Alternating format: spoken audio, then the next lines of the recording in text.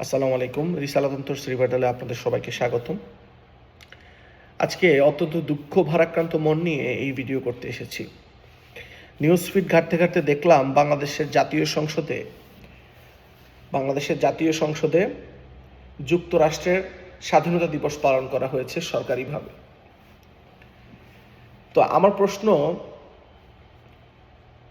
বাংলাদেশ যদি একটি স্বাধীন সার্বভৌম রাষ্ট্র হয়ে থাকে এবং সেই স্বাধীন সার্বভৌম রাষ্ট্রের প্রতীক যদি হয়ে থাকে জাতীয় সংসদ, তাহলে এই জাতীয় সংসদে অন্য আরেকটি দেশের স্বাধীনতা দিবস কিভাবে পালন করা হয়? এই জাতীয় সংসদের ভিতরে বাংলাদেশ ব্যতীত অন্য যে কোনো রাষ্ট্রের স্বাধীনতা দিবস পালন করার মানেই হলো আমরা কাগজে কলমেই শুধু স্বাধীন, আমরা আসলে স্বাধীন না। আমরা একটি পরাধীন রাষ্ট্র এবং আমরা যেই দেশের স্বাধীনতা দিবস আমাদের জাতীয় সংসদে পালন করতে পারি, আমরা সেই দেশের গোলাম। আমরা সেই দেশের কাছে আমাদের দেশকে তুলে দিয়েছি। আসলে আমাদের সরকার, আমাদের বাংলাদেশে যারা সরকার পরিচালনা করছে, যারা বিরোধী দলের সংসদে থেকে সরকারের বিরোধিতা করছে, তারা আসলে একত্রিতভাবে ওই দেশটির গোলাম এবং তাদের কথাই তারা দেশ পরিচালনা করছে। আজকে হৃদয়ের ভেতরে রক্তক্ষরণ হয়েছে এই ঘটনাটি দেখার পরে। যেই স্বাধীনতার জন্য লক্ষ লক্ষ মানুষ রক্ত দিয়েছে, লক্ষ লক্ষ মা বোনের ইজ্জত হানি হয়েছে, হাজার হাজার পরিবার ধ্বংস হয়ে গেছে। বঙ্গবন্ধু শেখ মুজিবুর রহমান তার জীবন পুরাটাই এই দেশের জন্য দিয়ে দিয়েছেন, এই দেশের মানুষের মুক্তির জন্য। আজকে স্বাধীনতার এতগুলো বছর পরে এসে আমাদের দেখতে হয় যে এই যুক্তরাষ্ট্র 1971 সালে এই বাংলাদেশকেই চায়নি। এই বাংলাদেশের সরাসরি বিরোধিতা করে পাকিস্তানকে অস্ত্র সহায়তা করেছে। সেই যুক্তরাষ্ট্রের পতাকা আজকে বাংলাদেশের জাতীয় সংসদে উড়ে। সেই যুক্তরাষ্ট্রের জাতীয় সঙ্গীত আজকে বাংলাদেশের জাতীয় সংসদে বাজানো হয়, সবাই দাঁড়িয়ে সম্মান করে। আজকে সেই যুক্তরাষ্ট্রের স্বাধীনতা দিবস হাসি খুশি মনে সরকারিভাবে এই মহান জাতীয় সংসদের প্রাঙ্গণে পালন করা হয়। এই যুক্তরাষ্ট্রের প্রতিনিধিবৃন্দকে লাল গালিচায় গার্ড অফ অনারের মাধ্যমে বরণ করে নেওয়া হয়। এই জিনিসগুলো দেখে আজকে হৃদয় কাঁদে। এই জিনিসগুলো দেখে আজকে হৃদয় কেঁপে ওঠে যে বাংলাদেশে আসলে সামনে কি কি হতে যাচ্ছে। এই জিনিসগুলো দেখে বাংলাদেশের ভবিষ্যৎ কতটা ভয়ঙ্কর হতে যাচ্ছে সেই জিনিসের বার্তা মিলে যায় আমাদের কাছে। এই যুক্তরাষ্ট্রের স্বাধীনতা দিবস জাতীয় সংসদে সমন্বিতভাবে সরকারি এবং বিরোধী দল সরকারিভাবে পালন করায় প্রমাণ করে যে বাংলাদেশের এই যে ক্রান্তি লগ্নে বাংলাদেশকে আনার পেছনে যেই দেশটি সবচেয়ে বড় ভূমিকা পালন করেছে সেটি যুক্তরাষ্ট্র, এবং যারা বহির্বিশ্বের সাথে যোগাযোগ করে এই মেটিকুলাস ডিজাইন বাংলাদেশে ঘটিয়েছে, তারাই বর্তমানে বাংলাদেশের জাতীয় সংসদে অবস্থান করছে এবং দেশ পরিচালনা করছে। তাহলে আজকে সাধারণ মানুষের কাছে আমার প্রশ্ন, আপনারাই একটু ভেবে দেখুন, আপনারা কাদের দ্বারা পরিচালিত হচ্ছেন? এই মানুষরাই আপনাদের ইমোশন নিয়ে আপনাদেরকে ম্যানিপুলেট করে, আপনাদেরকে হিপনোটাইজ করে এই দেশের জন্য যারা ভালো তাদের বিপক্ষে নামিয়েছে। এই মানুষরাই আপনাদেরকে নানা ধরনের কথা দিয়েছে। এই মানুষরাই আবার জাতীয় সংসদে এসে মুক্তিযুদ্ধকে বুড়ো আঙ্গুল দেখিয়ে জাতীয় সংসদের ভিতরে বাংলাদেশের পরাধীনতার গান বাজিয়েছে।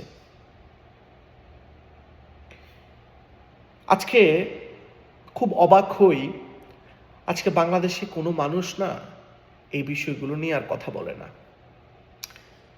আসলে কি কথা বলে না, নাকি কথা বলতে চাইলেও বলতে পারে না? এই জিনিসটি খুব জানতে ইচ্ছে করে। আজকে যদি বাংলাদেশের জাতীয় সংসদে কেন একটি বহির রাষ্ট্রের পতাকা উড়ল, সেই প্রশ্ন যদি আপনি আজকে বাংলাদেশের সংসদ নেতাদেরকে, সরকারকে প্রশ্ন করতে আপনি সাধারণ মানুষ হিসেবে না পারেন, তাহলে আপনি স্বাধীন না। আজকে বাংলাদেশের জাতীয় সংসদে যদি কেন অন্য আরেকটি দেশের জাতীয় সঙ্গীত গাওয়া হলো, বাজানো হলো, সেই প্রশ্নের উত্তর আপনি সরকারের কাছ থেকে নিতে না পারেন বা প্রশ্ন করতেই না পারেন, তাহলে আপনি আজকে পরাধীন। আজকে কেন একটি স্বাধীন সার্বভৌম বাংলাদেশ এর জাতীয় সংসদে কেন আজকে অন্য আরেকটি দেশ, যেই রাষ্ট্র বাংলাদেশের স্বাধীনতা চায়নি, সেই রাষ্ট্রের স্বাধীনতা দিবস জাতীয় সংসদের প্রাঙ্গণে পালন করা হয়েছে, সেই প্রশ্নটি যদি আজকে আপনি না করতে পারেন, তাহলে আপনি আজকে স্বাধীন না। আর যদি আপনি আজকে এই প্রশ্নগুলো করতেই না চান, তাহলে আজকে আপনি বিবেকবান মানুষ না। আপনি মুক্তিযুদ্ধকে ধারণ করেন না, আপনি বাংলাদেশকে ধারণ করেন না, আপনি মুক্তিযুদ্ধের সপক্ষের শক্তি না। স্বাধীনতার পর থেকেই এই বাংলাদেশে একটি কথা প্রচলিত ছিল, সেটি হচ্ছে বাংলাদেশে দুই ধরনের শক্তি আর এখনো আছে। একটি হচ্ছে মুক্তিযুদ্ধের সপক্ষের শক্তি, আরেকটি হচ্ছে মুক্তিযুদ্ধের বিপক্ষের শক্তি। আর যখনই বারবার মুক্তিযুদ্ধের সপক্ষে অবস্থান করে মুক্তিযুদ্ধের সপক্ষের শক্তিরা বারবার বলার চেষ্টা করেছে যে মুক্তিযুদ্ধের বিপক্ষের শক্তি এখনো বাংলাদেশে বিদ্যমান, তারা কখনোই বাংলাদেশের স্বাধীনতা চায়নি এবং চায় না, তারা এই বাংলাদেশকে আবারও গোলামীর দেশ হিসেবে প্রতিষ্ঠা করতে চায়, অন্যদের কাছে বিক্রি করে দিতে চায়,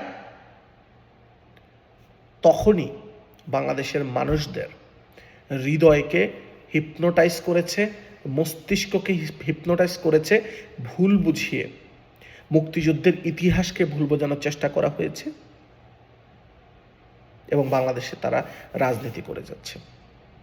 আজকে তারা সংসদে বাংলাদেশের পতাকা উত্তোলন করে এবং বাংলাদেশ নিয়ে পরিকল্পনা করে, কিন্তু তাদের হৃদয় বলে বাংলাদেশ না। তাদের হৃদয় বলে এই বাংলাদেশ আমরা চাইনি।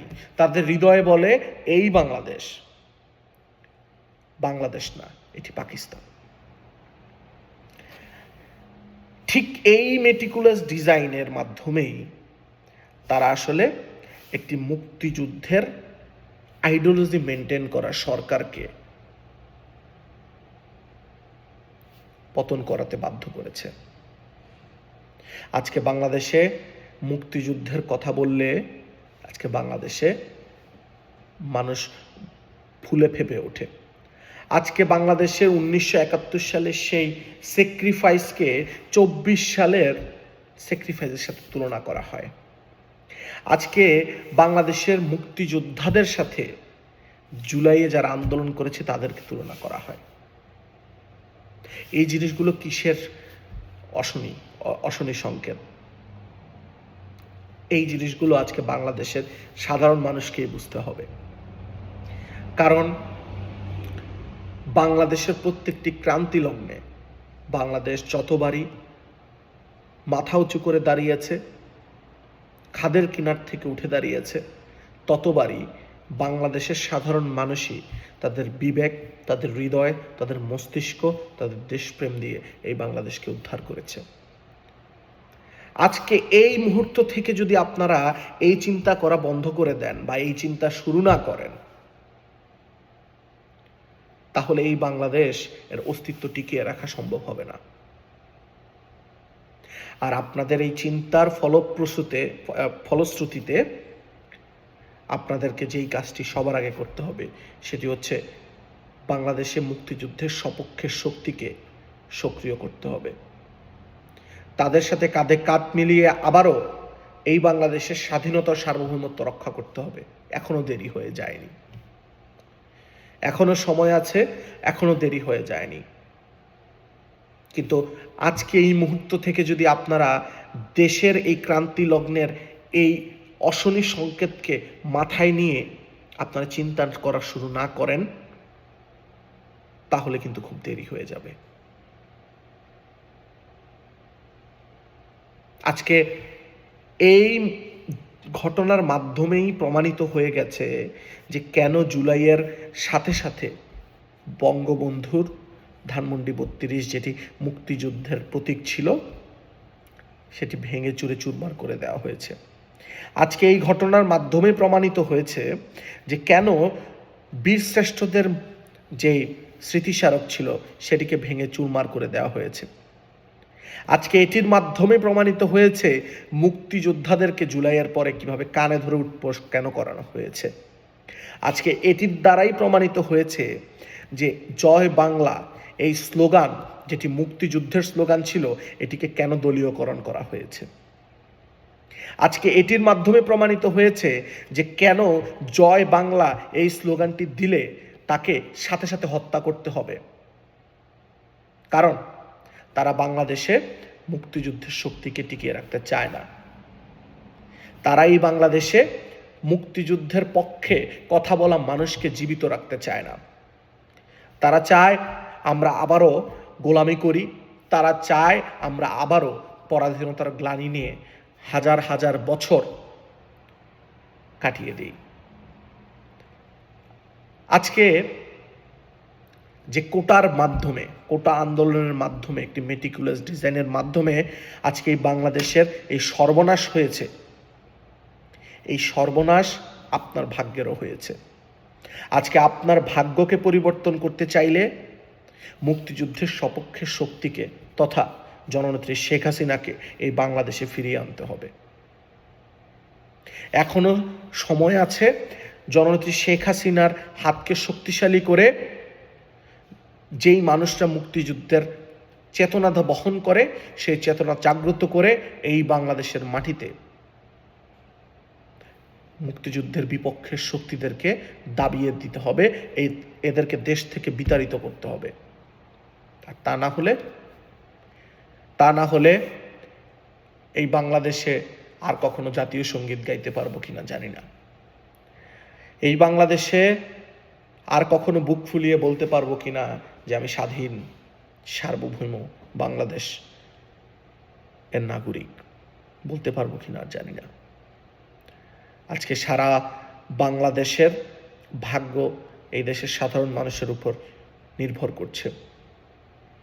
আসুন আমরা সবাই মিলে এই বাংলাদেশকে আবারও গঠন করি এবং যা কিছু ভুলভ্রান্তি হয়েছে সেগুলো পিছে ফেলে দিয়ে নতুনভাবে শক্তি সঞ্চয় করে একতাবদ্ধ হয়ে এই সকল ষড়যন্ত্রকারী বাংলাদেশ যারা চায় না তাদের বিরুদ্ধে রুখে দাঁড়িয়ে এই দেশকে রক্ষা করি। সবাই ভালো থাকবেন। জয় বাংলা, জয় বঙ্গবন্ধু।